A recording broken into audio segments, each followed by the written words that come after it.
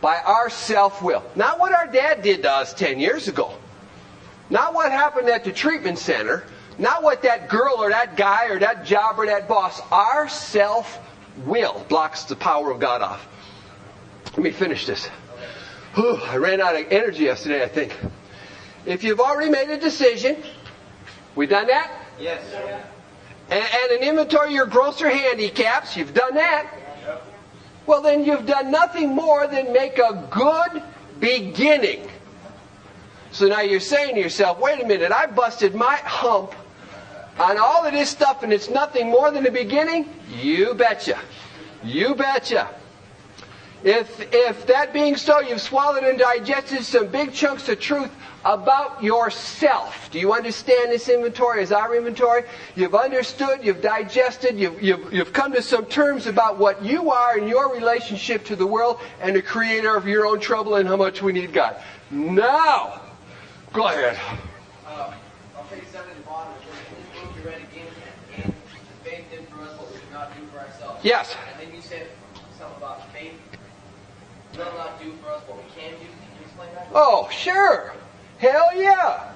Hell yeah. I didn't explain that. I ain't got no problem with that. God, I don't know if I can step through this door because I'm too afraid. What do we do with the fear? I beg your pardon. Say that again, Stevie, a little louder. Ask God to remove it, and whatever fear remains, we ask to give us the... You got that? We ask God to remove the fear and direct our attention to what He would have us be. God, help me to walk through this door. What's the door? 5, 6, 7, 9. Whatever. Job. Relationship. Kids. Ooh. Huh? Kids? Nothing. I got 3 of the best kids. I just love my kids. Oh. Okay, you got it? So I'm going to ask God to give me this. God can do this for me. I cannot do that. All right? Over here is responsibility or growth or change, whatever it is, and I just don't want it.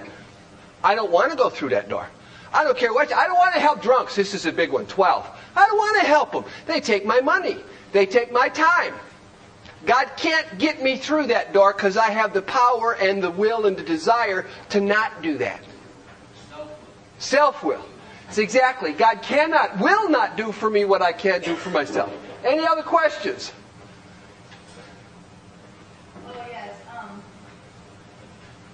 How short do you have to take the 4th step? How long do you have to take the 4th step? Was that the question we decided that you were going to ask? Yeah, that's what. Okay, wait. Now, how sober do you have to? Yeah, how much time do you have to? How long should it take? Oh, how long? That was the question. How we were doing this yesterday. We had questions that I knew I'd never remember. How long should it take to do a 4th step? How long should it take to do a 4th step? How long? Now, what? As long as it takes. Now. As long as it takes gives everybody a lot of room. As the decision to do it is a lot of room. Okay? Now, we did the 4th step yesterday, right? Yesterday. Right? Were you here yesterday? Did you hear the 4th step yesterday? Yep. Have you done a 4th step yet? I started it last night. Oh. He started it last night. How long did it take you? Not that long. Halfway through, how long did it take you? A few hours. Few hours. If you're 3 months still on a 4th step, I would say maybe you're not excited about it. I mean, if the guy really wants it, you follow what I'm trying to say? Where's Juju at?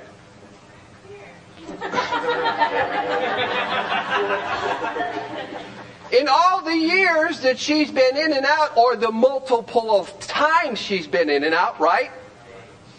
You would think that she would say, I got the directions now.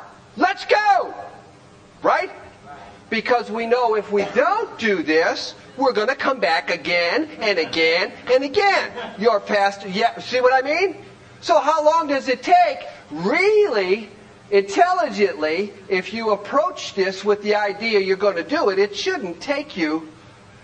I mean, Bill Wilson did it in a couple of days. The whole program. Still in the hospital. Someone asked here in 10 days, can I do that? If Bill was here in 10 days, he'd already be in 10, 11, and 12. Yep. He'd already be in 10, 11, and 12. How do I know that? What's that? How do I know that? Book tells you that. I didn't know the guy. I don't even know if he's in AA. I never seen him in a meeting.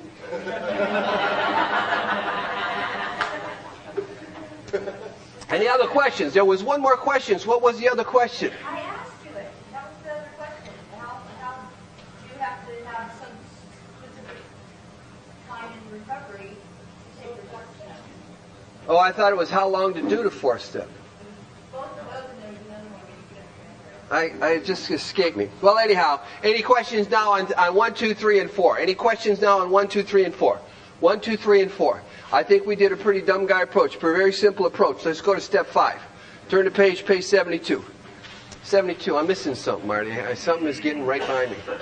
Something is getting by me. 72. We on 72? Okay. Now remember, all we're doing is following directions. All we're doing is following directions. If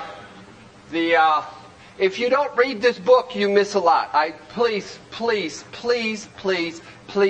read the whole book. Please read the whole book again and again and again. I don't care what it is. It's only 103 pages.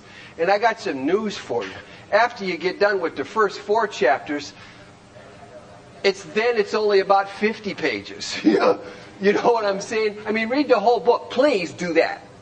But there's so much in between that's invaluable. Chapter 6, top of the page, into action. Having made a personal inventory, we did that. What shall we do about it? Now listen to what they're saying here. Because if you think you're here to get sobriety, if you think sobriety is the goal,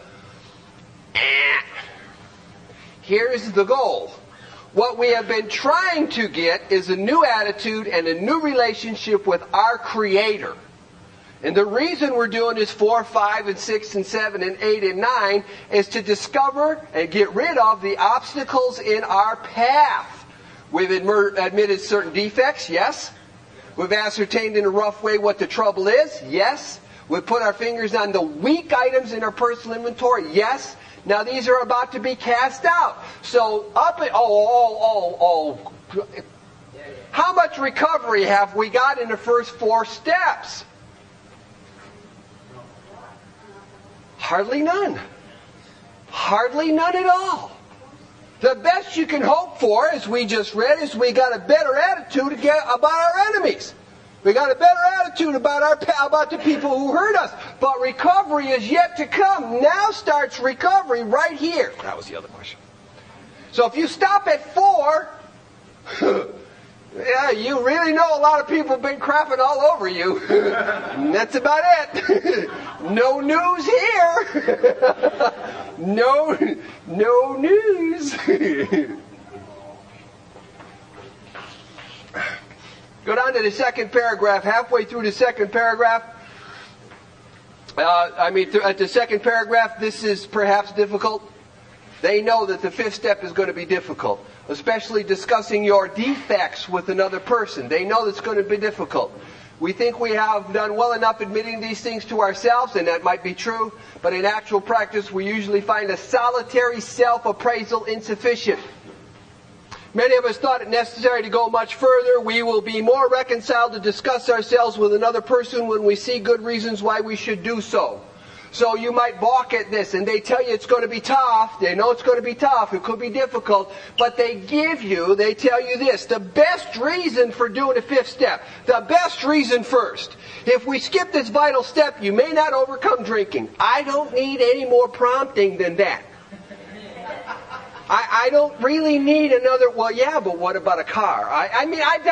You understand that if I got to do this to overcome drinking, yeah, you see what I'm saying? Then hell, let's do that. We're on the assumption that lack of direction sometimes is the most important thing that, or the most necessary, or the most, well, anyhow. If we skip this vital step, we may not overcome drinking.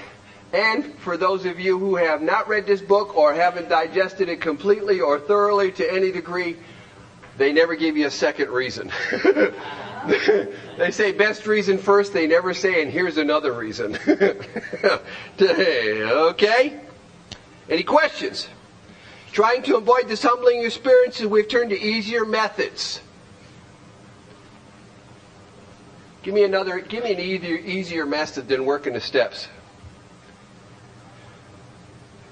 Getting a job and going to work every day.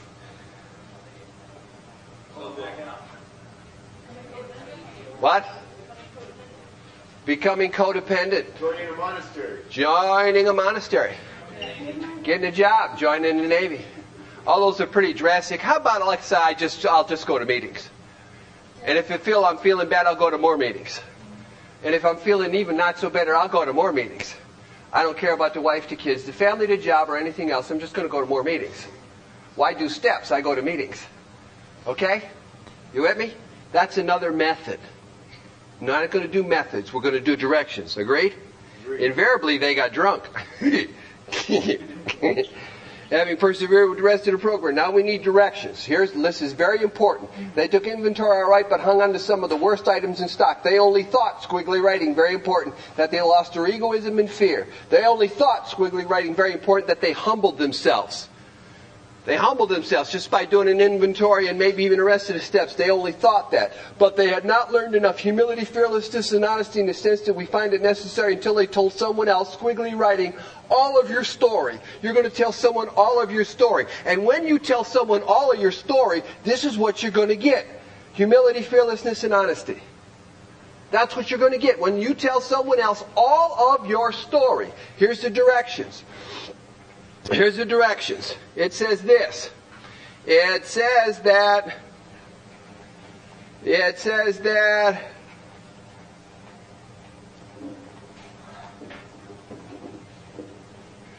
at the bottom of the page, 73. 73. You with me? We must be entirely honest with someone. This is going to be your job. There are 2 fifth steps here. There are 2 fifth steps. But this is your 5th step. You must be entirely... I got you confused? We'll straighten it out before we close. You must be entirely honest with someone if you expect to live long and happily in this world. So you're going to tell someone all your story. You're going to be entirely honest with somebody. Rightly and naturally, now here's your 5th step. Rightly and naturally, you think well before you choose the person or persons with whom you're going to take this intimate and confidential step. Who is doing the choosing? And they are asking you to think well. Choose the person. Take this intimate, rightly and naturally you think well. We want you, this book wants you to think well about who you're going to choose. They say here that if you belong to a religious denomination that requires confession, you must go there. And of course you will want to do that. And if you don't, you might want to go to these people anyhow. You might want to go to these people and talk to someone and establish religion, for these people are quick to see our problems. But if you cannot or would rather not, if you're Catholic and don't want to take a confession, then don't do that. Then don't do that. They're telling you, if you cannot or would rather not do the search, this is your job. Don't blame nobody for the bad guy you picked for your 5th step. We search our acquaintances. This is your job to find someone who's closed-mouthed, understanding friend. Perhaps your doctor, psychologist, attorney, probation officer. It was a joke. All right. Just checking. Just checking. See if you're awake. Doctor, psychologist, wives, friends, families. Here's what it says, though.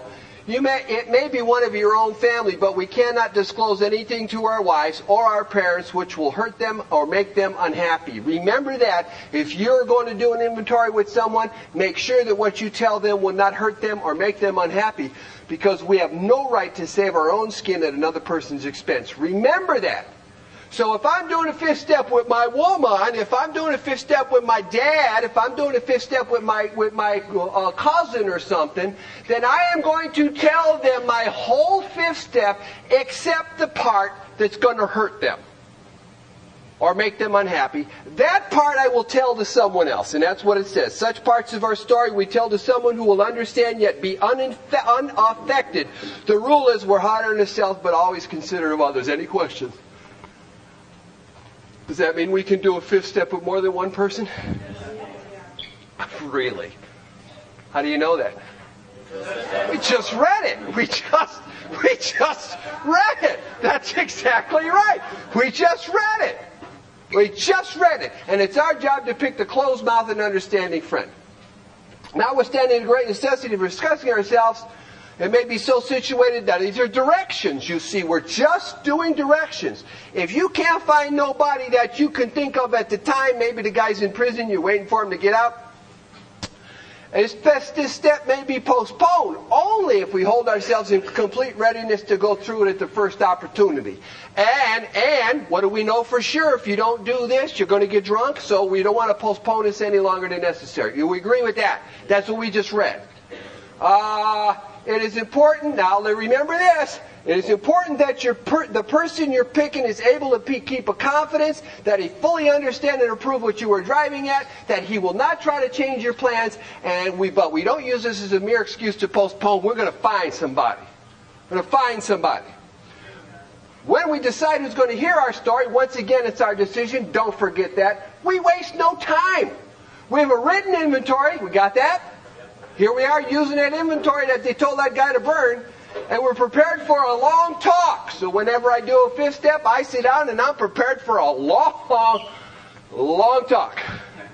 I've done 3 days of inventory. I have done 3 days, guys and girls, both 3 days. How could you have that much to say? I used to think it was a woman thing, but I had a guy. 3 days. Well, maybe, I don't know. We explain to your partner what we're about to do.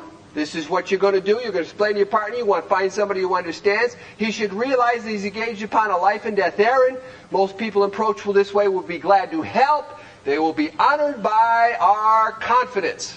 Now here's your directions. We are going to pocket our pride, and we're going to go to it.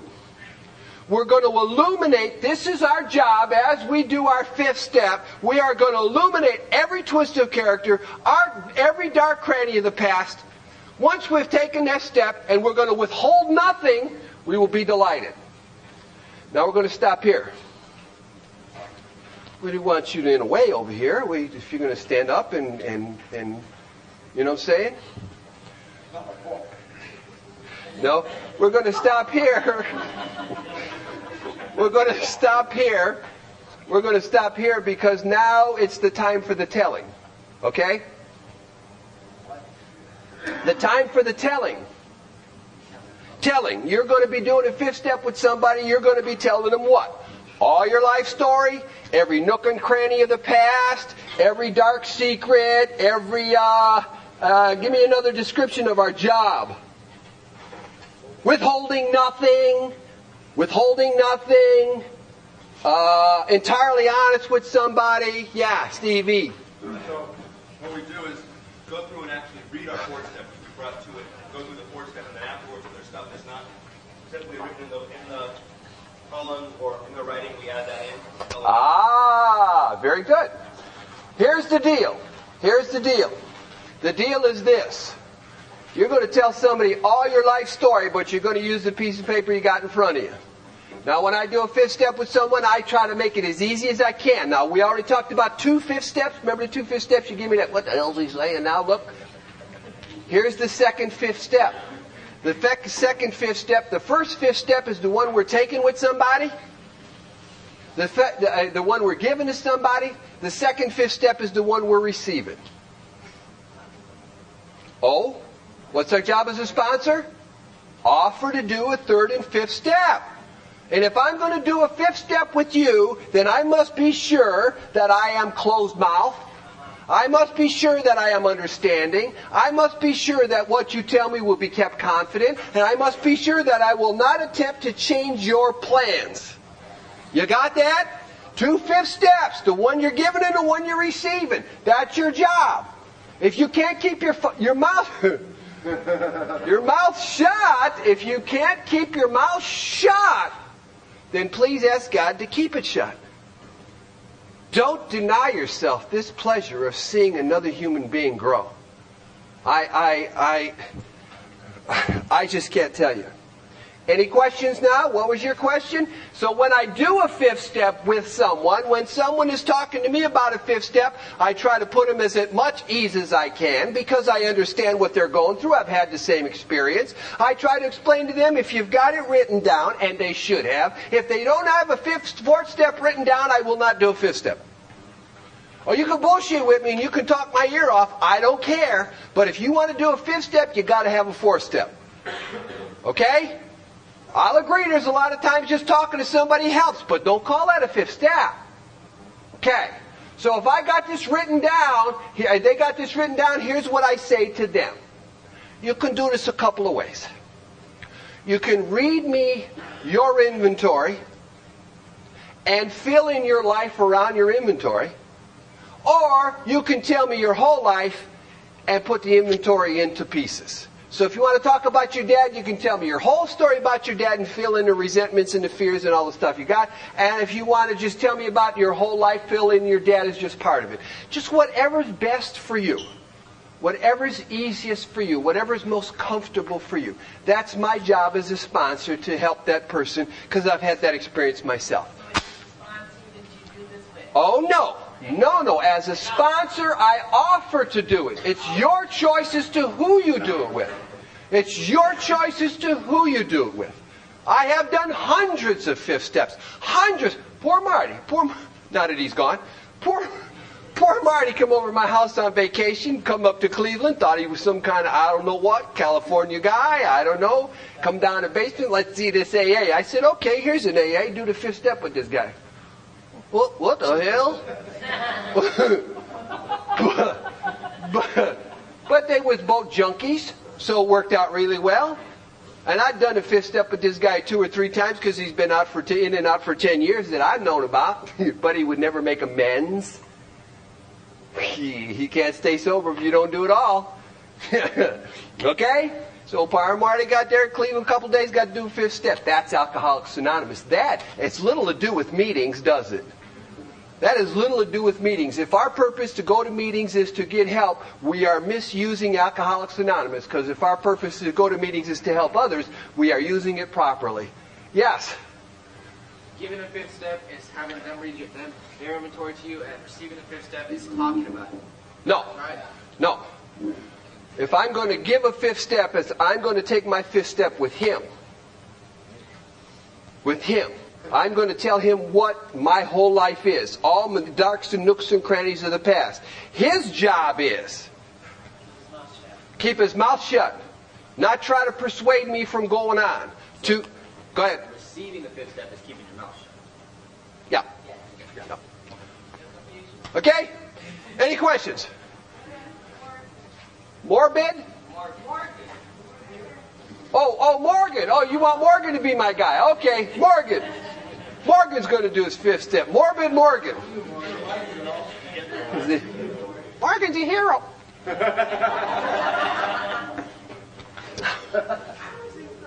Okay? We pocket our pride. This is what you got to do. You got to pocket your pride. Go to eliminating every twisted character, every dark kind in the past. Once you're done with this, taking a step, withholding nothing, you are delighted. Now that's where we stopped, and here's where we picked up. How long does it take to do a fifth step? However long it takes. But know this, be prepared. Be prepared for a long talk. I don't never take a fifth step if I got to be somewhere in 3 or 4 hours.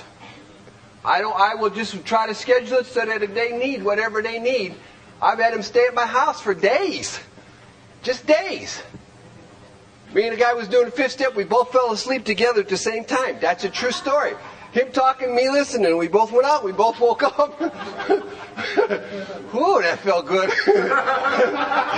Taking a little nappy poo in the middle of it. But you understand is that whatever needs to be done, let's do it. That's our job, right? We read that. Yes, my dear. Attic to attic, we can sell. Attic to attic, we can sell. You can do it in the attic. You can do it in the basement. You can do it in the garage. It doesn't matter where you want to do it. What? The question is, do they have to be in AA? Do they have to have gone through... Oh, no. Fifth step with anybody. A priest, a minister, your rabbi, your mother, your wife, your father. But they give you guidelines. They give you parameters. Whoever it is you're going to do it, don't hurt them. Don't take yourself off the hook and put them on the hook. Okay? No, hell no. Hell. Given a choice, I'd rather not do it in AA. But. Any questions? Now, here's what it says, and this is not directions. We will be delighted. We'll look the world in the eye. Yeah. Our fears will fall from us. Very important thing, but no direction. We'll feel the nearness of our Creator. Very important thing, but no directions. And if you don't feel these things, trust me when I tell you, you're still following directions. You're going to get that pineapple upside down cake, whether you feel like it's going to be right or not. All you got to do is follow directions.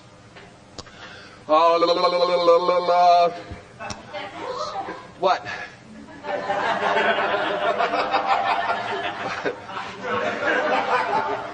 don't even have a zipper. Let's go down to 75, last paragraph. More directions for the fifth step. Last paragraph, more directions, okay? So you're done at fifth step at my home. You've told me all your life story. You've told me every nook and cranny of the past. You've swallowed your pride. You've been entirely honest with me. We've got all of these directions we've been with. My job is to keep my mouth shut, be an understanding friend, to be closed mouth, not to try to dissuade you. We've done both fifth steps there. Now you're going to leave when you're done with your fifth step, returning home. Now if you live here and you go to your room or whatever the case might be, it's a matter of semantics. We find a place where we can be quiet for an hour. So they're suggesting to you, the directions are that you sit quiet for an hour. This is part of the fifth step. That you sit quiet for an hour and you carefully review what you have done. Do you notice how important your thinking is in all of this? Your thinking, as wacky as it might be, trust me when I tell you that the desire to work these steps to get closer to God, to serve Him, is much more important than efficiency, than accuracy. The willingness to swallow pride or do whatever it is to get close to God is much more important than accuracy. And if you can do this, the faster you do this in your recovery, the closer you get to God quicker. That just makes sense, doesn't it? So, well, I'll be more honest at a year than I will at three days. That's true. No one's denying that, but we are learning a procedure that we are going to be able to use later on for the rest of our lives. And we have done the procedure here, and that's all we're looking for. When you return home for an hour, carefully reviewing what you have done. Here's what you're going to do. You're going to review what you have done. We're going to thank God from the bottom of our hearts that we know Him better. Going to thank God for that. We're going to take this book down from the shelf or underneath the couch, wherever it might be. You're going to turn to the pages that contain the 12 steps. Do you understand that? They're giving you specific direction on what to do. Okay? You're going to turn to the 12 steps. You're going to carefully read the first 5 proposals, and you're going to ask yourself this: have I omitted anything? Have I left anything out? For we're building an arch through which we shall walk to free men at last. We're back to that third step again, ain't it? We're back to that third step again. This is what it said in that third step. That's going to be the foundation of our entire recovery, right here in this third step. Here's the question we ask ourselves: is my work solid so far? In Cleveland, we refer to this in the tie-in section, but I guess it doesn't matter out here. Are the stones properly in place? Have we skimped on the cement put into the foundation? Have we tried to make mortar without sand? This is the questions we're asking ourselves. Have we done these things? This is our questions. Any questions about the questions? It's so simple, isn't it? If you just take it one little direction at a time. like the girl with the apple. Now, when you've asked yourself these questions, if you can answer to your satisfaction, then we're at step 6. Simple as that. Nothing done. Nothing big deal. Any questions on 5? We've just done 5. We have went into great detail and great specifics on the directions for step 5. They're really very simple. The hard part, again, is in the head and in the heart. That's the hard part. That's where the work is. Here's what it says. With step 6. Anybody questions? Nothing? 4, 5, 3, 5, nothing? We have emphasized willingness as being indispensable. Where have we emphasized that as being a necessary requirement? 3. Oh, even before we got there. Remember this. Do you want what we have? Are you willing to go to any lengths to get it? Right there. You made this decision right here, because it's going to get tough now. You made that decision to I'm going to do this no matter what, to go to any lengths a long time ago. Right? They're just reminding you that you said, yeah, I want to do this. Go ahead. That was when your sponsor asked you to read the first 103. That's when I asked Mighty Morgan to read the first 103 pages and asked him those questions. You want what we have? Are you willing to go to any lengths to get it? What he said. Hell yeah, big boy, I'm ready to do that. Now it says, we are now ready to let God remove from us all the things which we have admitted are objectionable. Where have we got this list and the admittance? 4th step. I've got a list of the things that I find I don't like in my inventory. I got a list of the things that I want removed from me. All we're doing here is being ready to have God remove them. If we could remove them ourselves, we wouldn't have them on this list. We do not want these things inside ourselves. Can He now take them all? That's a question. Everyone. Can God have this stuff? Can God have my dishonesty, my inconsiderate? Remember we talked about the relationship being destroyed just because I was inconsiderate. Am I ready to have God remove this dishonesty that's caused me so much trouble in my life and everywhere else? Have I let God ready to remove this selfishness that I found put a big wedge between me and my dad and me and everybody else on the face of the earth? Am I ready to... The question is yours, you see. The question is yours. Can He now take everyone? Everyone. Take them all. Everyone. Whew. Yeah. But if you took away all my defects of character, I won't have any character left.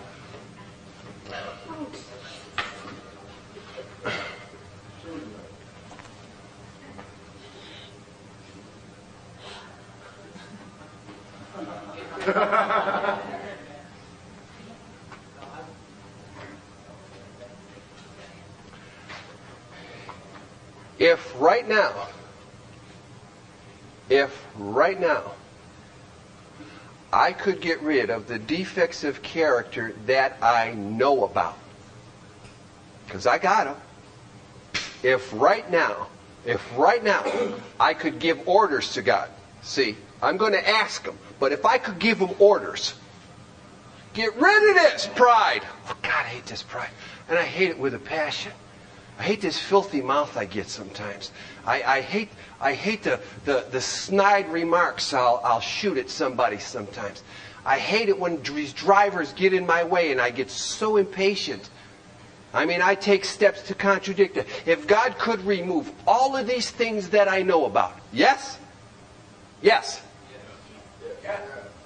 Then I would be able to see the ones that I don't see. Then I would be able to see the ones that I don't see. If you think that the list of defects I have today are the same list that I had when I first started, you're damn near right. But some of them have been removed. But other ones I have seen, because my thinking has raised to a higher plane, as it will in 10, 11, and 12. Okay? Does that answer your question? You're absolutely right. I will have no character left. You're absolutely right. But I will always find more. Because that's the makeup of my being. Make up my being. Go ahead. Do you have a question? Okay. You're going to comment. No comments here. No comments. Except, hey, sit down. Okay. If we still, listen to this, very important, big time shoot a dime stuff, because this will never be done again. Once we do this, we are done with this willingness. You understand that? It says if we still cling to something that we will not let go, we ask God to help us to be willing. Remember back when we finished up, when I said I missed something very important, and I said down here, you read this book again, Faith and the Faith did for us, we could not do for ourselves. That's what we're going to do. We're going to ask God to do this. We're going to ask God to do this. We believe He can do this. We have found this to be true, and so what we've done so far. So if you are not willing, Alphonse, to let go of these defects, then ask God to let that, if you still cling to something you will not, we will ask God to let us be willing. God, just let me be willing to get rid of this. I won't have no character. I will not have any character at all. I will not, and personally, between me and you, it's a mixed group, so maybe we shouldn't even do this. But I often felt that if I let go of this right hand, what are you looking at? I'd be some kind of half a sissy, and everybody'd walk all over me, and then I'd be nothing but a punk tossed off to the wayside. And you know what I found out? When I let go of that, I become more of a man than I ever was. And you couldn't have convinced me of that. But I had to pray for this willingness. God, I don't want to hurt nobody no more. I don't want to hit nobody no more. I don't want to hurt none of your little kids no more. I don't want to beat up nobody no more. And that was one of those things that I had to pray about. Okay? When ready. And they're telling you that you got to be ready. It's your decision. And we already know that if you drag your feet on this, you're going to get drunk. You already know that. When ready, this is a prayer. My Creator, I am now willing that you should have all of me, the good and the bad. I pray that you now remove from me every single defect of character which stands in the way of my usefulness to you and my fellows. And please keep that in mind. That the prayer we're praying here is not, God, take this out of the way because I'm unhappy. The prayer is, God, take this out of the way because it's standing in my way of being of service to you and my fellows. That's the prayer. Third step again, ain't it? That's the deal we made in that step 3. We're right back to it all. We're reaffirming that on a greater basis, on a higher plane than ever before. I want to be of service to you and my fellows, and whatever stands in the way, remove it. Grant me strength as I go out from here to do your bidding.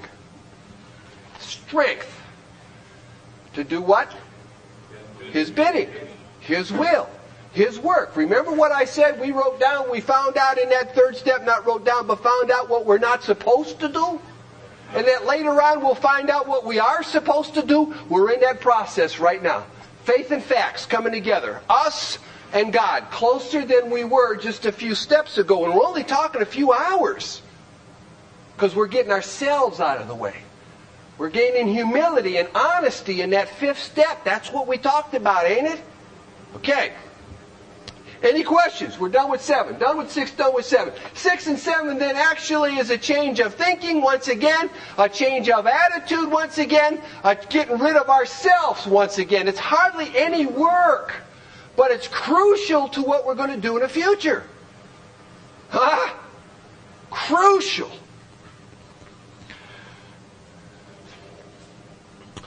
Now we need more action. Without which we find that you guys ain't asking no questions. You're standing here like I know what I'm talking about. I'm just a drunk. Don't you start taking me for granted. Yeah, he said so. No. If I read it wrong out of the book, jump on me. Get deep in me. Yeah. Put your hand on. I answer no questions. I'm just kidding. Go ahead. This prayer that we just went through. Yes. Step 6 and step 7. Step 6 is willing. Step 6 is willing. Yes, I am willing to have God remove these things from me that stand in my way of service. And 7, we're going to ask Him to do it. 7, we're going to ask Him to do it. But we got to know what we'll be willing to do, and He tells us these things that are standing in the way. Get rid of every one of these things. that we've listed in this 4th step and 5th step, that we found out in this inventory that we don't want? Get rid of it. Did that answer your question? Well then, you're saying that we will do this, we'll ask the women, then we'll say the prayer to ask God to get rid of it. And normally when we ask God to get rid of something, you're not supposed to touch it again. So how are you? Oh, no, no, no, no. No, no, no, no. No, no, no, no. No. No. Watch this. I am now willing. I really want God to get rid of this pride. Get rid of everything that's going to stand in my way of service to you. I am just willing to let Him do this. I have asked Him to do this. What if? No, I shouldn't do this. I don't want to get into what ifs. But we are going to be human beings for the rest of our lives. I don't know if you knew that. Yeah, that ain't going to change. Willingness to let this go in our lives will always be there. We will always have this in our lives. So whenever this thing pops up, whatever this thing might be, I'm not going to say, screw it, I don't care anymore. I'm sober as I'm...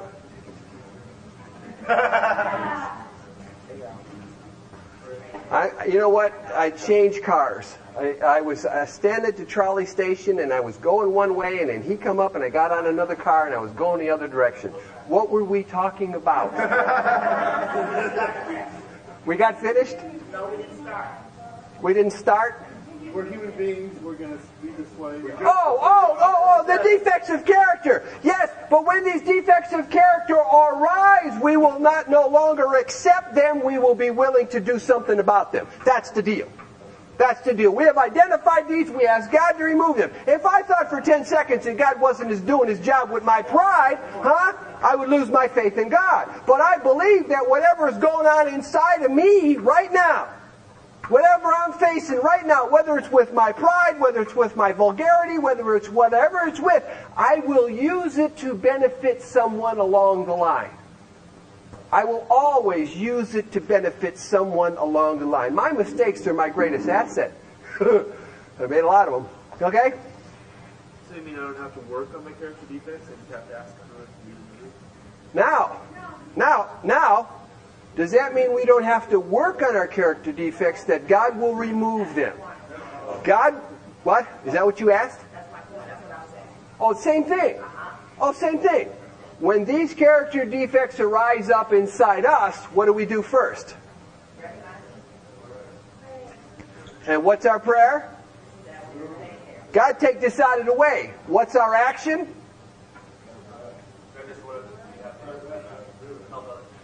We are going to no longer argue. We're no longer going to fight. We're going to have, well, how do I know that? We cease fighting everything and everyone. That's coming. See, what we're going to do about what we're praying is coming very quickly. Where does that come? 10. Where else? 11. That's exactly right. So if you stop here, you're hanging out in the wind here. Just a guy. You're hanging out in the wind. You have to continue on further because they're going to give us specific directions what to do about these things that interfere with God. Does that make sense? Why, sure. Hanging here, yes. Well, 10, 11, and 12 is going to tell us that. Let us get there then, okay? Let us not get too far ahead because I love 10, 11, and 12. Oh, I love 10, and I love 11.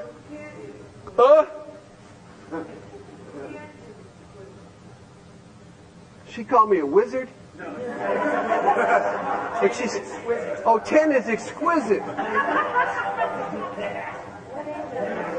What? Oh, honey, we're not at 9 yet. We're at 6 and 7. Yeah, we just finished 7. We're going to do 8 now. We're going to do 8 now, okay? The question was defects of character. We often ask God to remove them. Then what do we do about it when they pop up? Well, that's what 10 and 11 is for. We have a program of action. Program of action. Okay, 8 and 9. We now have a list of all persons we've harmed and who we're willing to make amends to. Where'd we do that? 4th step. Simple as that. We we subjected ourselves to a drastic. We took it. We made it when we took inventory. We subjected ourselves to a drastic self-appraisal. Now I'm going to tell you right here, from what I can see, this is the vaguest part of the Big Book of Alcoholics Anonymous. Because I've known no one who has done a 4-step and have listed everyone that they need to make amends to. Because not all the things I have done have fear connected to it. Not all the things that I have done have resentment connected to it. Not all the things that I have done have sexual conduct connected to it. So obviously, there is more that needs to be made amends for than what I've already written. Now, that's why I'm saying it's so vague. Because it says here we suggested ourselves to a drastic self-appraisal in addition to the inventory. Okay? So I'm going to have to say, to the best of my interpretation, is that if you have done a 4-step, you subject yourself now to a drastic self-appraisal, adding more names to whatever it is that you got. Does that make sense to you, to make more amends? Don't nail me down on this. Go ahead. Also, if you come off of your 5th step, those people who have resentment toward things that belong to people. 4th to 5th step, we got all of this stuff now. We're walking all the way to 8 and 9 with all of this stuff. Okay? 4th and 5th step. We got it. Just see, you'll discover more. You're going to discover more in your 5th step. But we've got the procedure and what to do with it coming up. Okay? Okay. We subjected ourselves to drastic self-appraisal. Now we go out to our fellows. This is our directions. Now we're going to go out to our fellows and repair the damage done in the past. This is what we're going to do. We're going to attempt to sweep away the debris that has accumulated out of our effort to live on self-will and run the show ourselves. Where are we back to now? Step 3. We're right back to step 3. You see, that's our self-will, is to run the show. And this is the debris that we have is created. Nothing more than our godlessness. Nothing more than our being the power. Nothing more than us trying to get our way. That is so simple.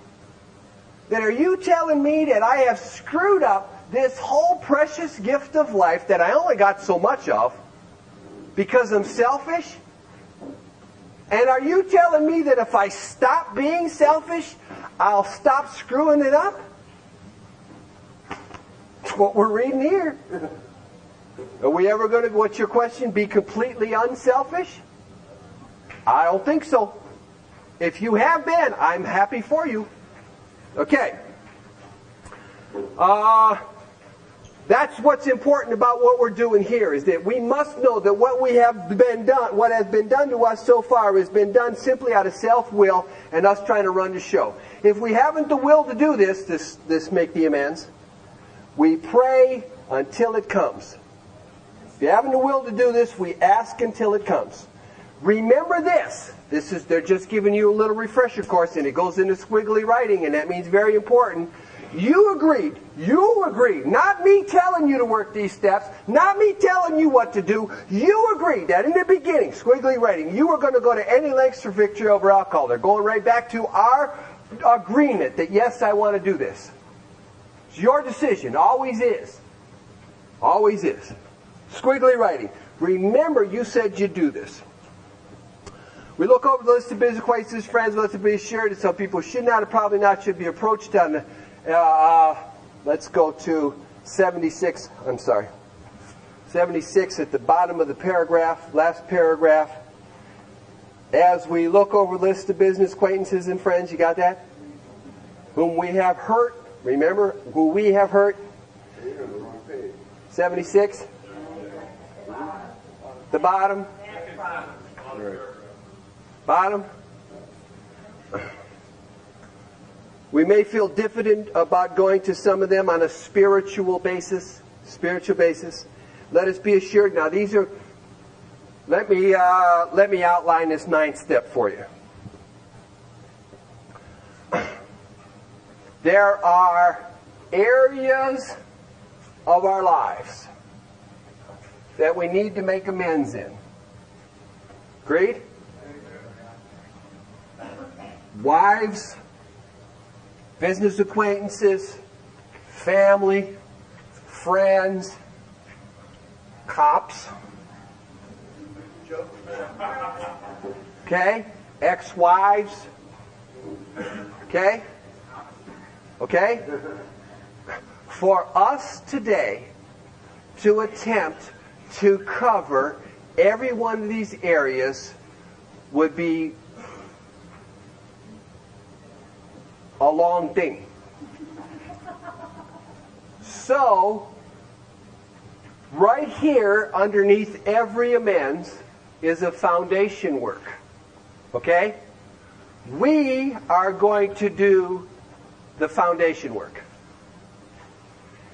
If you have to make amends, and you do, then if you know what area, who have you got to go to? I got to go to my ex-old lady. There's a part in there about your ex-old lady. I got to go to, I stole from the boss. There's a part in there from where you steal from the boss. I've got to go to court. There's a part in there about going to court. Bless you. Okay? But under every one of these amends is this very foundation that we're going to do now. A guideline, if you will. Okay? Are you with me on that? Am I making it clear? So for us to try to do every one of these areas, it would take too long. So we're going to do the foundation work, and then when you go to make your amends, look in that book in that area. Yes? No? Maybe? Okay? You with me? No? Okay. Whew. Here's foundation work. This is foundation work. You may feel funny about going to these people on a spiritual basis. Be assured that on some people that you're going to call up, that you not need stress to emphasize the spiritual feature on your first approach. That doesn't mean you're not going to stress the spiritual feature. That means you're just not going to call a guy and say, I have found God, and I want to talk to you about that money I stole and your wife, by the way. I don't think so. Why? Why? Because we might prejudice them. See, our job is to be of service. Remember that. At the very moment, here's what it says. At the moment, right now, we are trying to put our lives to order. You agree with that? But watch this. But this is not the end, not an end in itself. Our real purpose, this is our real purpose, is to fit ourselves to be of maximum service to God and to the people about us. It is seldom wise to approach an individual who still smarts from our injustice and announce that we've got religion. Because we might spoil the chance to help that person. Not because they won't accept the amends. Not because we won't get it out of the way. Because we still have a purpose to be of service. To fit ourselves to be of service. That means we're going to use our brains now. How can I best make amends to clean this up and help that person? Okay? That doesn't mean we're not going to approach these people who still smart from our injustice. We're not just not going to announce that we've gone religious, that we've gotten this power of God in our lives. Now, we will do this. We will do this. But not on our first approach. Why lay ourselves open to be branded fanatics or religious bores? We may kill a future opportunity to carry a beneficial message. Do you understand that? Directions out of the book. Our job is to try to help everybody, everywhere, everything that we do and everywhere we go. Yeah.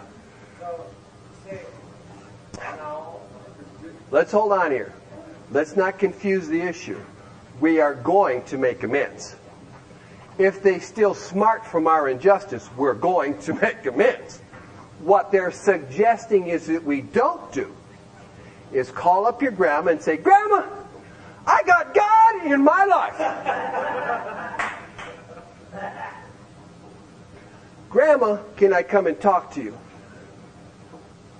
And when we go there to Grandma, you know, Grandma, I'm a sober member of Alcoholics Anonymous, and I live by spiritual principles the way God wants me to live. And two of those principles are restitution and amends. And I'm here today to tell you how truly sorry I am that I stole your wooden leg, and here's your leg back. Now, is she still smarting from the injustice?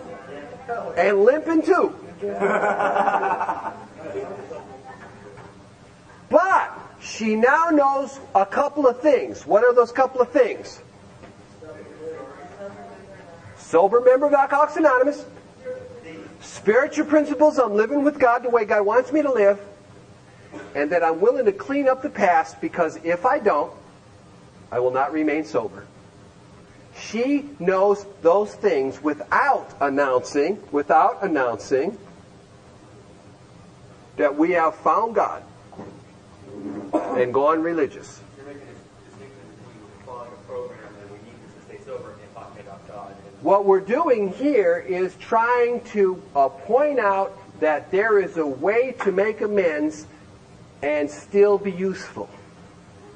And we need to use our brain to do that. Okay? To walk in and say, hey, here's the $20 I stole from you. And walk out. Have you paid the 20 back? How useful have you been? We want to do more than just pay the 20 back. I'm a sober member of Alcoholics Anonymous. So what the hell is Alcoholics Anonymous? I live the way God wants me to live. Who we giving credit to?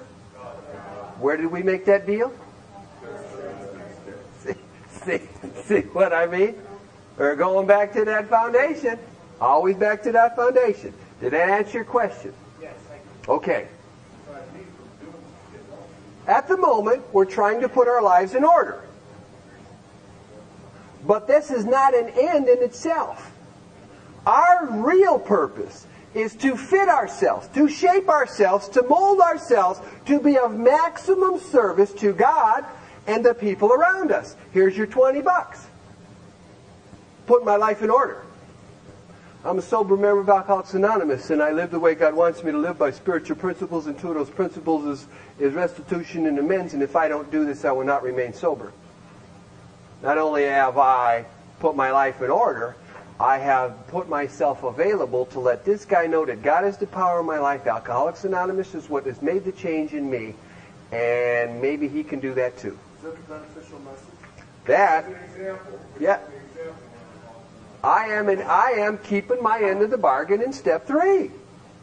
What was the bargain in step 3? Relieve, take away my gift of difficulty, so that victory over them may bear witness to those I would help of thy power, thy love, and thy way of life. We are just doing that which what we have agreed to do a couple of steps ago.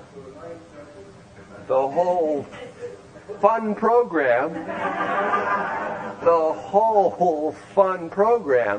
is part of the third. Okay? Yes? Let's read the book. Let's read the book. You ain't getting me stepping out there giving you my opinion. Okay. Why are they so? We may kill a future. Why are they so? Why 77? Why lay ourselves open to be branded fanatics and religious bores? Now that has nothing to do with pride, that has nothing to do with ego, it has to do with this. We may kill a future opportunity to carry a beneficial message. Does that make sense to you? Absolutely.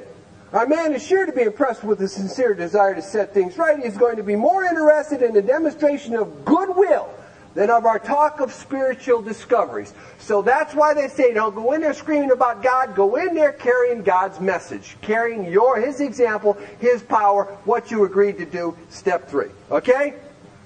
We don't use this as an example. Now this is foundation for every amends you're going to make. Okay? Foundation work.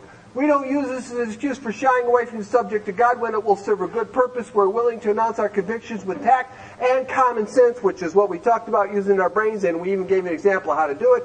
The question of how to approach a man we hate will arise. It may be as that a lot of this is us. It may be this guy has hurt me more than we have hurt him. Hurt me more than we have hurt him. Though we may have acquired a better attitude, which is what we did in step 4 in that prayer, we're still not too hot about going to this guy and admitting our faults. Nevertheless, with a person we dislike, we take the bit in our teeth. It is harder to go to an enemy than to a friend. But we find it much more beneficial to us We go to Him in a helpful, this is a foundation, you're going to do this with every amends you make, a helpful and forgiving spirit, confessing our former ill feelings and expressing our regret. Every amends carries that. That's a foundation. Another foundation thing.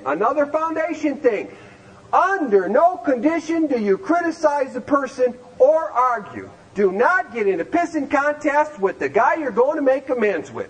Do not simply tell him that we will never get over drinking, which is what we covered in this little summation with this guy in the $20, until we have done our utmost to straighten out the past. We are there to sweep all far side of the street, realizing nothing can be accomplished until we do. Never trying to tell him what he should do. Foundation stuff. Never get in an argument with these guys. Never trying to tell him what he should do. His fault's 78 now. I'm sorry, I got going so quick I forgot to turn page. 78. His faults are not to be discussed. Do you understand that? We stick to our own. Here's how you make amends. If your manner is calm, frank, and open. Calm, frank, and open. We're not going to discuss his faults. We're not going to argue. These are foundation things for every amends we're going to make. These are foundation things. Got it? Got it. Now, most alcoholics owe money. See what I mean? Now, perhaps we've committed a criminal offense. Very same page further down. See what I mean? Got it? How about the wives? Next page, 79. Got it? How about the next page? 80. A guy who's just a gossip and a snitch and a liar. Got it?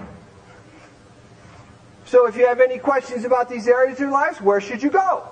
This section of the book. Keep this in mind. Very important that you keep this in mind. It's very important.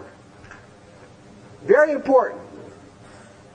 If we page 78, the end of the third paragraph, we must lose our fear of creditors. This is foundation work. No matter how far we have to go, for we are liable to drink if we are afraid to face them. You must lose this fear of creditors or you're liable to drink. Foundation work. You must face these people. I don't care if it's $10 or $10,000. I don't care what it is. If you don't face these people, you're liable to get drunk. Any questions? IRNS should be at the top of your list because they are like God. They never forgive. They might forgive, but they ain't going to forget. They forgive. Oh, really? Really? I cannot tell you how many people I have known within the last 12 months that have gone to the IRS up to here. And the IRS says, let's make a deal. Give me 50 cents on the dollar. Really? There is a God. No, there is a program. God is always there. You have to lose the fear of facing these people. And I'll tell you a secret. When they send you a letter, you don't answer it. They send you another letter, you don't answer it. They get ugly. They ain't going to forgive you much. But when they show you're making an effort, not just an example, I don't mean to get into this, they're willing to work with you. Not from my own experience. I never cheated on my taxes. Not from my own experience. I never got caught cheating on my taxes.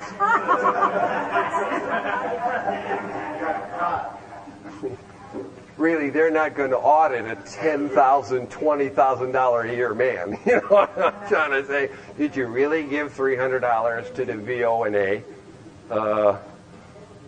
$290? Okay? All right? The important thing we make fun of it, but the important thing is you lose your fear of these people or you're going to get drunk. The important thing is that you face these people and let them know that God is doing this. The important thing is that you do not knock them out of the box right away, spoil a chance of being useful by announcing, I have found God. Okay? No, on our initial contact, do not walk in announcing that I have found the power of God and now that I'm on the right path and all of that. But we do, once we start to make amends, let them know. As I gave you the example, here's the $20, oh yeah, we've cleaned up our path. Oh yeah, the IRS, it doesn't, you know what, it doesn't matter. I'll tell you the truth. You might find this strange, but business people are still business people. And when they hear that you have joined Alcoholics Anonymous, they're either going to throw you out of the office, not know what Alcoholics Anonymous is, or say, really, my brother's in AA and it saved his life. I mean, I can't tell you. The stories are miraculous, but we let those be in God's hands. Because there's more directions here. Even if they do throw you out of the office, what's the difference? We have done the right thing. It tells you that right here. Somewhere. Somewhere. Well, there's so many directions for each amends that we can't cover it all. Any other questions? On 9. On 9. Yeah, okay, if they tell you to go to hell, so what? So what? Never tell your old lady who you're cheating on or who you're cheating with. Well, not because you're afraid of that you lose the relationship or something, because you're going to want to quit that anyhow. It's that we don't want to hurt her any further, and then we don't want to give her somebody to vent your jealousy on. We don't, and it gives you all of these directions in here. You follow what I'm trying to say? Yeah. Okay. Any questions on amends? There are specific sections that we want you to use for specific amends. But the foundation is what we just talked about. Don't ruin the opportunity, bless you, by going in there and saying, I found religion. But please let them know that God is the power in your life. Okay? Let know you gotta lose your fear of facing these creditors or you're going to get drunk. Okay? Let them know that you must do this in order to stay sober. Okay? Yeah. What if the person you're talking to goes back to their atheist? Watch this. All we're doing is our end of the deal.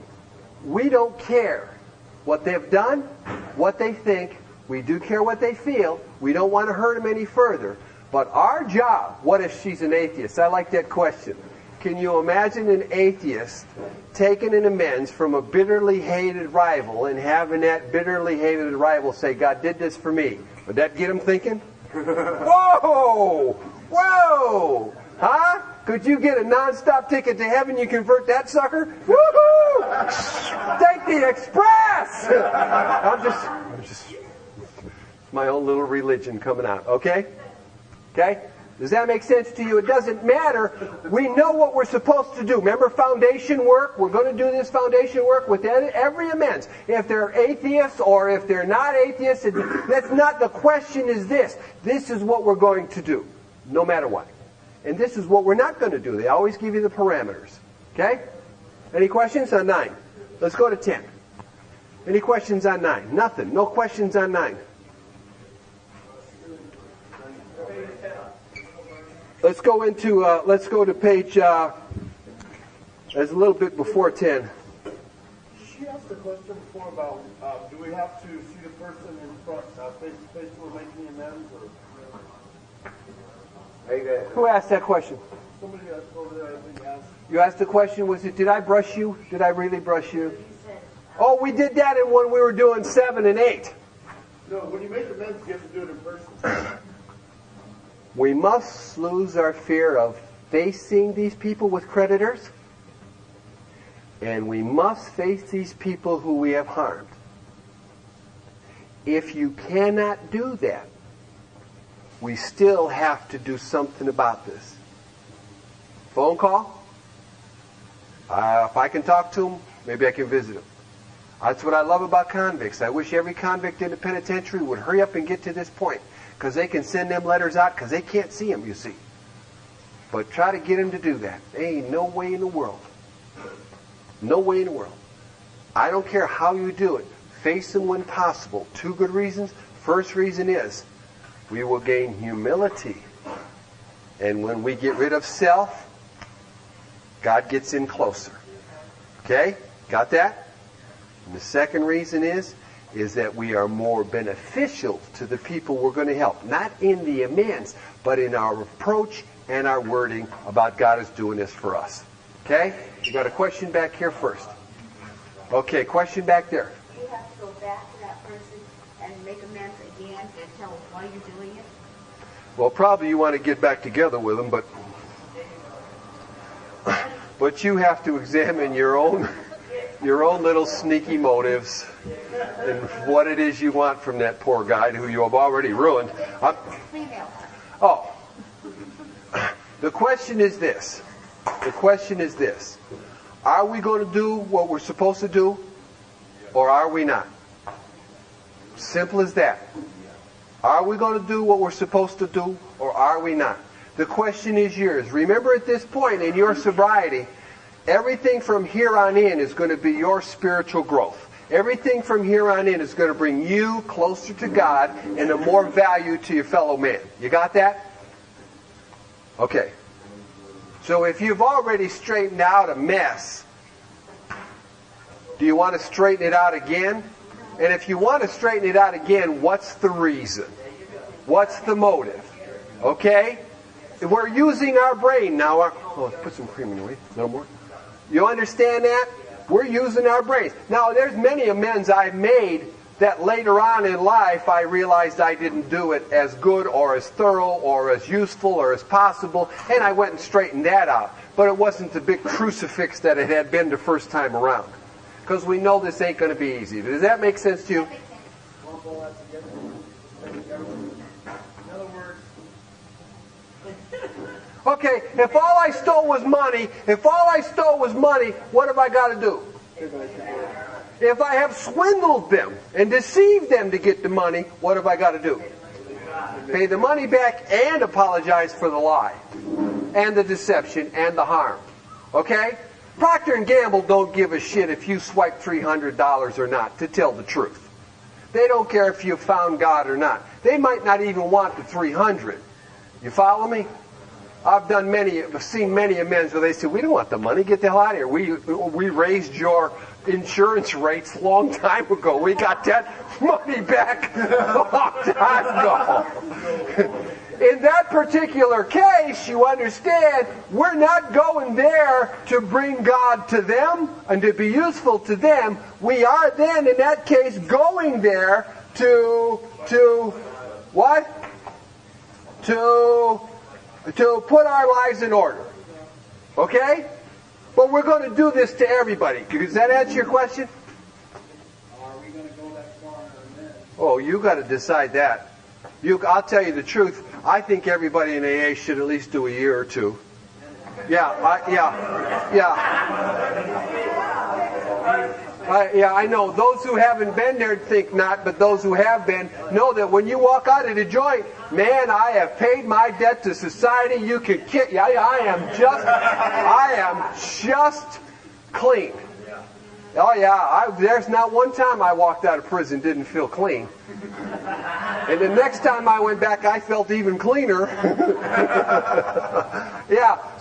But you got to decide that. This is all in your hands now. Do you notice that? This is all in your hands. It's between you and God. I've seen many people afraid to face prison. And had they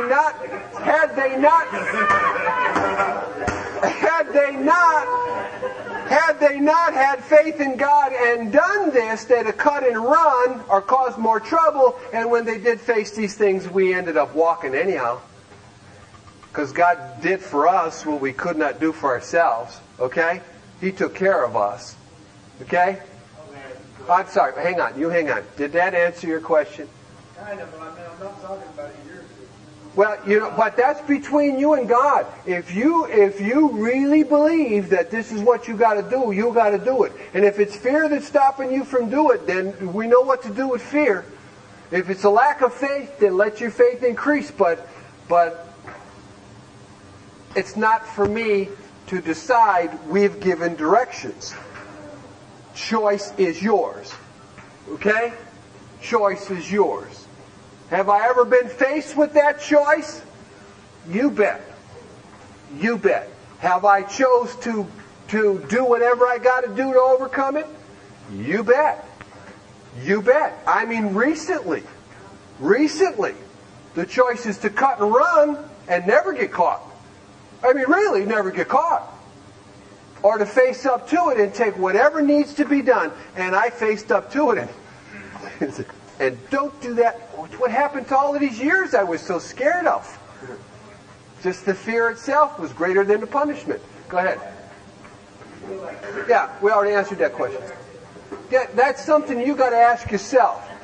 You got to ask that inside yourself. Is it more useful for me to continue on with the part that I missed, or to just let it go and be a decent human being? We do that with our parents quite a bit. There's more I forgot I did to my mom.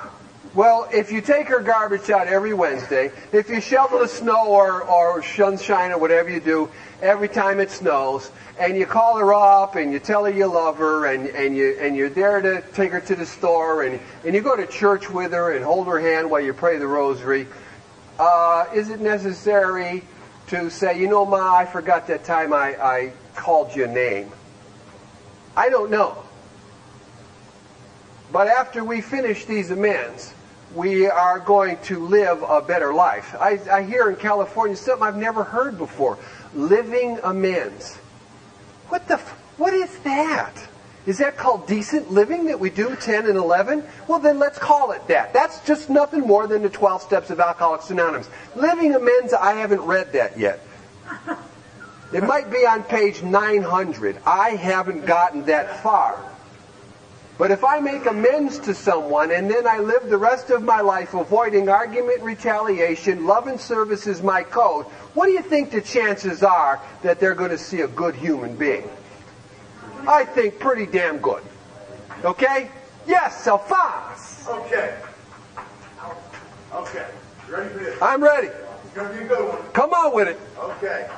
Now, you've got this amends that you need to make, and we're going to say there's money involved in this amends. Right? Money involved. Money involved. And just say that this person was robbing your money on a regular basis, and you got mad and you did something to them that costs money to have fixed, okay? Yes. Now, in my mind, this person owes me this money, but yes. I'm going to make the amends to this person, and when I say to them, listen, is there anything that I can do to right the wrong that I've done to you? And they say, yeah, you got to pay for the stuff you broke. There's no conflicts involved here. Now, we stop fighting, but it's kind of like dumb in this business mind I got. Don't I mention about the money that he should be paying me? His faults are not to be discussed. We stick to our own. Another line here. What about the money part? We are here to sweep off our side of the street. Okay? We do not criticize or argue. Okay? You with me? You with me? Are you with me? Yeah, no, it's not the business of yours. It's the business of our pride. It's the business of our own personal satisfaction for revenge, to get even, for justice, for what they did to me. But Lord, forgive me for what I did to them. Is that sort of like the slogan, to keep it, you got to give it away? Here's the deal. The deal is this, and keep this first and foremost in your mind. Our job is to clean up the messes that we made. We're not supposed to discuss them. I can't tell you how many thousands I have lost, given away, swindled out of in Alcoholics Anonymous. And yet today I stand before you and I tell you, I got money I ain't spent yet. Maybe it's only $6. But I have peace in my heart, no need for revenge, and absolute love for my fellow man. Now, where can you buy that? Sears? No. That only comes from God. And if I do these things, I will get those things. And if I don't do these things, I'll be an unhappy individual. And that's as simple as it is. Any other questions? Let's take a break.